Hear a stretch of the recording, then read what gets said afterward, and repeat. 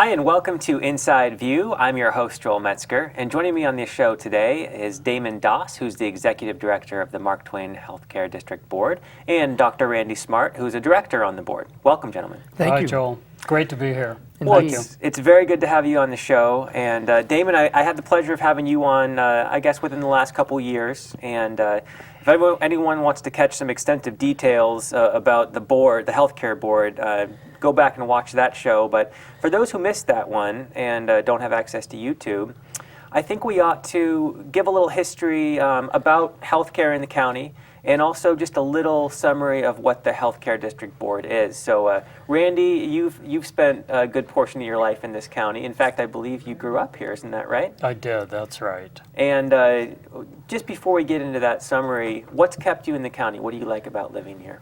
Well, I actually left the county. I did what every 18-year-old does. I more education, more culture, and I hadn't really planned to come back. And it's only when you leave that do you really understand what a great place this really is, because you then have perspective. And 24 years later, after lots of different adventures, we came back so excited about living here. Probably the single thing that I get excited about is the sense of community, that we all talk to each other, we all care about each other, and we all want this to work. And many, many counties in California and everywhere, Joel, don't have that. I think it's unique, and I think it's wonderful. Have you noticed that you've spent quite a bit of time in the county since being involved with the district board? Have you noticed that sense of community too? Absolutely. I think when you have only 46,000 people, and a lot of them know each other, even though the communities may be 9, 10, 11 miles apart. I'm amazed at how many meetings I go to or events I go to, and everybody seems to know each other and greet each other. A good example is our Golden Health Award that we have once a year. And we have about 180 people show up, and they just seem so friendly and connected. And I think that what Dr. Smart is speaking to is actually very, very true. I have other clients in much larger counties, and you may not know very many people outside the medical world. But here, there's much more integration, I think.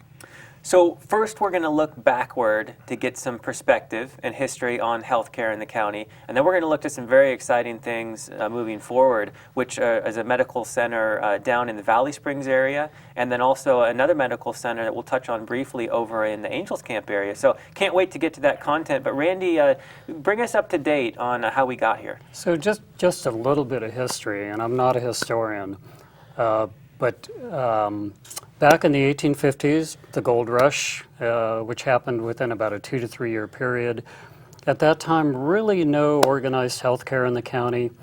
And what evolved was the mining companies came in shortly after the gold rush, and they established kind of mini hospitals, like the Utica Mining Company had a hospital. There was a hospital in McCullamy Hill. And so there were these little mini hospitals spread around the county, and as the mining faded, the county supervisors realized, we need a county hospital. And it was about 1920 or so that they built the first county hospital, and it's over where the Red Barn is in San Andreas. And it was this beautiful Victorian building. I don't know if you've ever seen pictures of it, but it was this gorgeous, I think it's actually probably been one of the most beautiful buildings ever built in this county. Gorgeous. It was a 3-story hospital, and it had barns and pastures because the patients worked. They not only stayed there and got their care, but they also worked out in the stables.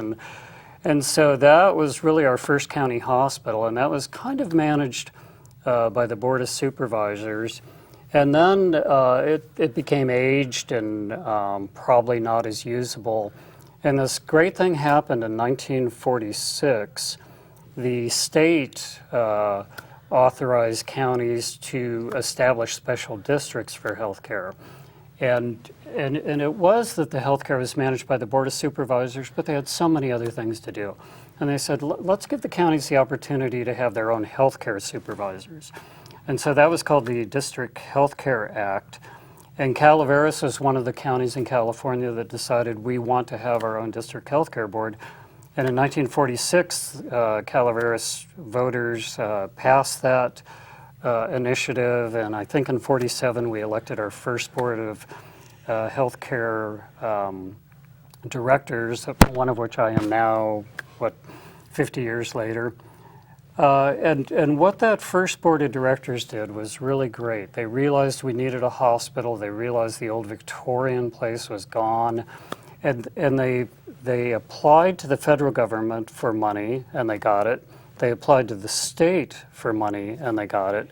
And then they asked the citizens of Calaveras to pay a third, and they built what we now know as the Mark Twain Hospital.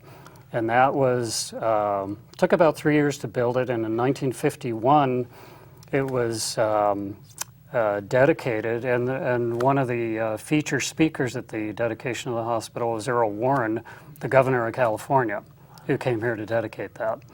So that hospital now has been here since 1951. It had a major upgrade in the 1990s and has evolved with a little bit of ups and downs. It's evolved into something I think we can all feel proud about.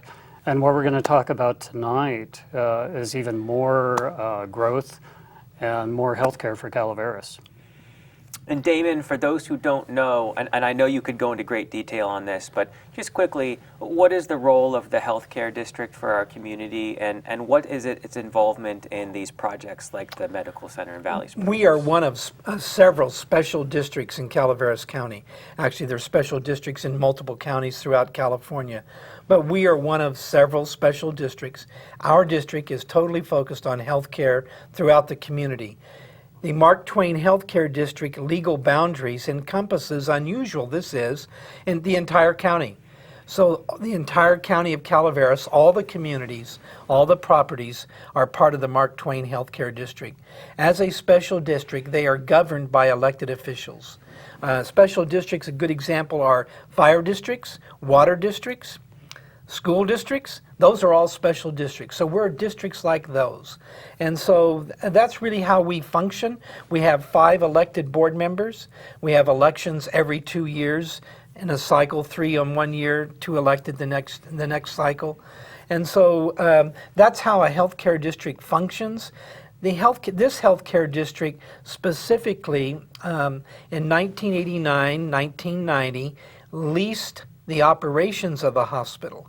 The Mark Twain Healthcare District owns the building and grounds called the Mark Twain Medical Center, but we lease the operations to the Mark Twain Medical Center Corporate Board, which is a 7-member board made up of mostly community members, 2 of which are healthcare district board members.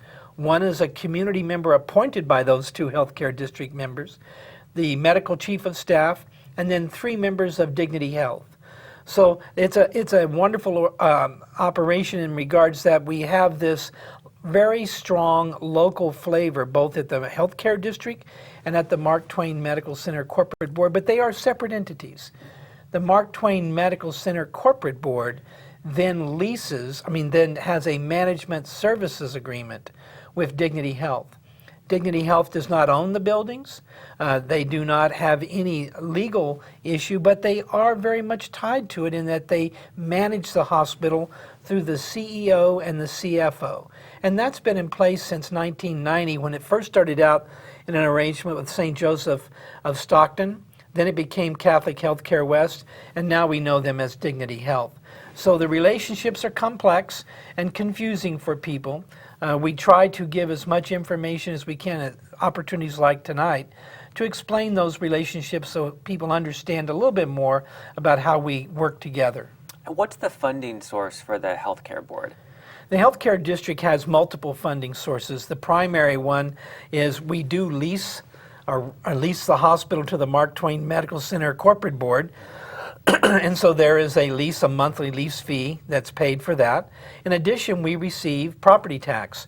Like all the special districts within the county, there's what's called an ad valorem tax, a percentage of the property tax that's collected multiple times a year by the county is distributed to all the special districts, including school districts, fire districts, water districts, ambulance districts, if you would, and healthcare districts.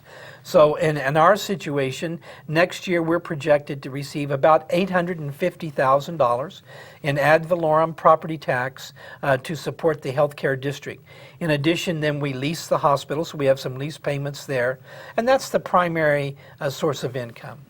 So let's talk about the exciting project that is currently in development. This is not a sure thing. There are certainly still some things that need to be figured out. But if this did go through, what a benefit to the community we could see in the Valley Springs area. So Damon, take us through what's on the drawing board right now. Sure, some of the technical aspects. Well, at our desk here, right here, we have an actual drawing of the proposed location, but let me talk a little bit about the location. In Valley Springs, at the intersection of Highway 26 and Vista del Lago is where we're talking about. This was a 12 to 14 acre site, depending on how you look at it. We're looking at our percent as 14.4 acres that we're looking at purchasing for $890,000. That property was originally, looking at, going to be a shopping center pre-recession. And in the 2009-2010 timeframe, that project fell apart. What we're looking at doing is buying that property and creating a medical center right there on the corner of Vista del Lago and Highway 26. It'll be a great addition to the community, and I've been meeting with the Rotaries, the Business Association, the American Legion, and the owners of the other shopping areas on that corner, talking about how that would affect both in a positive way and also looking at traffic issues, etc. One of the big things that's really attractive to us is our relationship that we have there with Caltrans. We've met with them on multiple occasions to make sure we understand the entitlement encroachment issues along Highway 26. We're actually going to be able to get an additional access to our property, the proposed property off of 26. But in 2016, they are scheduled to put in a four-way stoplight. So it'll be, because they recognize the amount of traffic already there at that intersection. So we are in our due diligence phase. We are in escrow with First American Title in Angels Camp. The paperwork's all in. We have a title, clear title has already come about. We work closely with the seller of the property. We're in a due diligence phase. We have multiple contingencies that we are checking out as you would hope that we would. Funding, of course, is an issue, and I'll speak to that in a moment. But right now we're focusing on really our relationship with the County of Calaveras, who control that particular planning process. We were able to have multiple pre-planning meetings with the planning department. They were very helpful. We had a pre-planning meeting with all the department heads that might be affected. In addition, we invited Calaveras County Water District to be there as participants so that we understood as many of the issues that might be facing us would come up all at once, or at least we'd have some idea of what the next piece of that process. So we're in that process. We have, like I say, we are in escrow. On 4th of July week, we actually filed our formal application with the County of Calaveras and paid our fee to get it going. And so now we are looking to really start ticking off each of those issues that might come up. One of the things that we needed to do right away, pre our actual application, was to conduct a wetland survey. Wetland surveys, I now understand, didn't know it before, but wetland surveys must be done in the spring. So that there actually would be residue and or any kind of indicators of any kind of wetlands that would be on any property. If you miss that window, then you have to wait again until you get that clearance. So the district did move ahead and authorize a wetland survey for this property. Now, people who know the corner know that probably half of the property has already been dirt moved around and compacted, and a lot of pre-construction work was already done. But the wetland survey did indicate 3 wetland sites, and that was really helpful for us because now we can do the design that's on the front here. We can build the design of the project incorporating those wetlands in a thoughtful way and not having to cover them up or to do some issues around losing them, but to protect them and to move buildings around and to move passageways around to protect those wetlands. So that's been done. So we've already started the survey work. Now, the next big piece for us that's concurrent to all that is, well, how are we going to pay for this facility? We're looking at $5.5 to $6 million will be what the total project will be to put it in place. We're working with the United States Department of Agriculture, USDA. They have, it may sound strange to folks that we're working with the USDA to fund this project, but they have, across the country, they are a major funder for rural health. However, it was decided many years ago, a lot of rural health projects are funded through USDA. You first have to go through a pre-application process, and we just completed our pre-application process and have been approved to move on to the national level. Typically, if we're able to provide all the information they need, that would be a pretty strong indicator for us. So now we will be doing a feasibility study to the government standards of what they want to see in the feasibility study. The feasibility studies probably cost about $20,000, somewhere in that range. They don't ask you to do those unless they feel the program has significant merit. So the USDA officer who was stationed in Stockton has done a site visit, has been involved in the project. He then passed it on to Sacramento, and now it's been passed on into Washington for review. And we have a meeting next week with USDA in Sacramento to start looking at the finer points of that process. So we have due diligence on a local level from a buyer perspective, taking a look at all of that. We have funding due diligence going on. We've been checking clear titles, making sure we have titles that, it was a very complicated title process because of the bankruptcy of the initial event that was there in 2009 and 10. A lot of owners and stuff, we had to make sure titles were clear. So the technical pieces are falling into place. They always take longer than you would hope they would take. Our goal is to complete the project and have a letter of commitment from USDA by September. And I believe that we're on track to make that happen. We'll have to keep pushing, making sure every week we put attention to detail in that regard. Our goal is to have that done and the letter from USDA back to the district by September. And I think we will. I don't see any real problems ahead for us in regards to that area. We also have, because the previous owners had a contractual relation with Caltrans, we don't have to negotiate an access point off of 26 onto the property. It was already in the property deeds that we would have access there. So as you go at the corner of Vista del Lago and Highway 26, at the top of the hill, on the map there, at the top of the hill, there's an access way, but there's also one about halfway up the project that would give us another access into the property. The property is 14.4 acres. We're going to use about 12 acres for our total development. There's a farmhouse and a barn that we're not planning on using that will be, through a lot line adjustment, carved out of our project. And then we'll have the remaining 12 or so acres. Of that 12 or so acres, about 3.5 to 4 acres will be dedicated to the new Valley Springs Medical Center. The remaining acreage could be used in development with others, with the district and others, and we would hope to build a flavor of healthcare and a responsible commercial details. On your map that we have at the front of the desk here, there's a long gated building at the top that is designated as a potential hotel because there has been some discussion that we need another hotel in that part of the county, or a hotel. There is certainly an excellent B&B, but no hotels down there. The rest of the buildings are designated either as retail buildings or restaurant buildings. There's one large building that could be another grocery store or something of that nature. And then there's a building that's near the healthcare, the Valley Springs Medical Center, that could be a medical office building. We're not locked into anything in those regards, but the main phase 1, and those phase 2 projects may take years to develop, but phase 1 project is the Valley Springs Medical Center, which is right at the corner of the lot. And so it's also on the map here.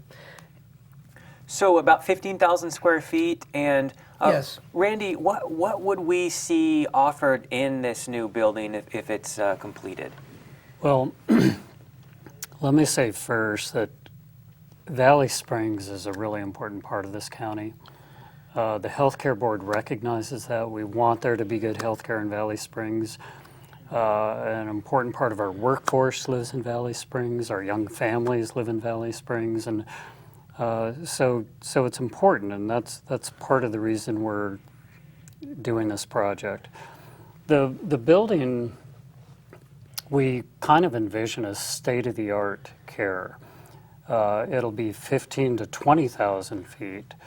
It'll probably have 35 different care areas, Joel. That's a lot. And it'll probably have at least 10 docs, physicians that are housed there, right? The primary focus of the Valley Springs Clinic will be for primary care, for the basic health care people need every day. So they can say, I have a doctor, I have a place I can go if I get sick, I have a place I can go for all my health care needs. So primary care will be just a really big focus of that. But we want to do more than that. We know that people have orthopedic problems, joint problems, the hardworking Calaveras people deserve to have good orthopedic care, and so we want there to be a real robust orthopedic presence there, and we're planning on that, which will include an x-ray capability, so people don't have to travel around to get their x-rays. They can get the x-ray at the time of the appointment, get more efficient for them. We want there to be a pediatric presence, so young families can get all their family care in the same building rather than travel around. We hope to have a women's health care component there where women can get the care they should get every day. We have visions of more specialists there. Some of that will be through our telemedicine component, which I've been on the show before to talk about, and some of it will be with specialists that actually are in that clinic working from time to time. That would include gastroenterology, maybe ear, nose, and throat specialists. But the telemedicine part is something I'm particularly excited about. And if I could just take a minute. So we plan on having several areas where we can provide telemedicine care. And think about this, a virtual wall. And so the wall of the exam room, the entire wall is a monitor, is a screen, 12 by 12. And sitting on that wall is the specialist in a chair, like I'm sitting right now, talking to you. Now that already exists in this country. There are places like the Cleveland Clinic that are doing that. And it's no more complicated than buying a big enough screen. And the buy-in from the patient is really profound. If you put a patient to talk on an iPad, that's kind of okay. As the monitor gets to 18 inches, that's better. But if it's the entire wall, they're there. And you could have even a split wall with two specialists. You could have your cardiologist on one side and your thoracic surgeon on the other side, and the patient in the room, and everybody talking about what to do about the chest pain. And that's what I envision. I'm excited about that, and we're planning on doing that. That's fantastic. So state-of-the-art, right in your backyard for the whole Valley Springs community. Is the vision of the district to not do one behemoth hospital in one location, but instead start to put satellite locations that are closer to the communities, like in Angels Camp as well? I think that's exactly the vision. We're trying to put the medical services where the people are and try to reduce the amount of travel time so that families feel that we want this to be their medical home. And so we have a very good clinic in Valley Springs already. It's in a building that's quite old and much smaller. It's only 5,000 square feet. I've been there several times, and the waiting room is packed. There's no way to do walk-ins or extended care or add-on services. There's no room for the wall. There's a whole bunch of things. So it's not as if we want to keep the clinic in Valley Springs. We want to expand its possibilities. We're not looking to have a larger centralized hospital. We are looking to have first-rate, high-quality, modern technology clinics in both Valley Springs and in Angels Camp. And so then that will give us on either side, about 10 to 15 miles each way, 10, 11 miles each way, a really good outreach to that part of the county. In addition, we have our clinic in Arnold. We still will continue to have the clinic in Copperopolis, and we have a very thriving clinic in San Andreas. And we want to do even more than that. We know that families have to work, and we know that they can't come in from 8 to 5. We know that. We all work, and so to have an extended care option for these families where you can come in on a Saturday, or you can bring your kids in at 7 or 8 o'clock at night because you've worked all day. We're planning on that. We're planning on having that extended care option for them. But we also want them to have kind of an urgent care option where you don't need an appointment, where let's say you banged your head or cut your finger or your child choked on something, you can bring them in and get care immediately, like point of care. And we envision that, and we've talked about that. Best case scenario, the Valley Springs clinic would be up and running when? In 17, best case considering. Now, hopefully we're going to have a wet winter, right? So wet winters mean not as much construction. We hope to have everything done by the end of this calendar year. We hope to have our approval for financials, approval from the county, close out the sale of the property, ready to move ahead, have our permits, and ready to move into construction. Probably take about a year to do the total construction, depending upon the severity of the winter, of course. So let's say sometime in fall or winter of 16 or early 17, probably the Valley Springs could be available. I think it will be we would definitely hope it's well under its way by this time next year. Foundations are in, dirt's already been pushed around, and the walls are going up, and now we're into the final stages. Very exciting stuff. Thank you both for all your work on moving this forward and being visionaries. I think that this would be an absolute incredible asset for the community. And I know that community support is always appreciated on things like this. And I know the website and phone numbers are on the screens. We encourage the community to support this in whatever way they can. So gentlemen, thank you both for joining me on the show. I appreciate the time. Joel, thank you once again for having us here. Thank you. And thank you for joining me on this edition of Inside View. I'm your host, Joel Metzger, and I hope you join me next time.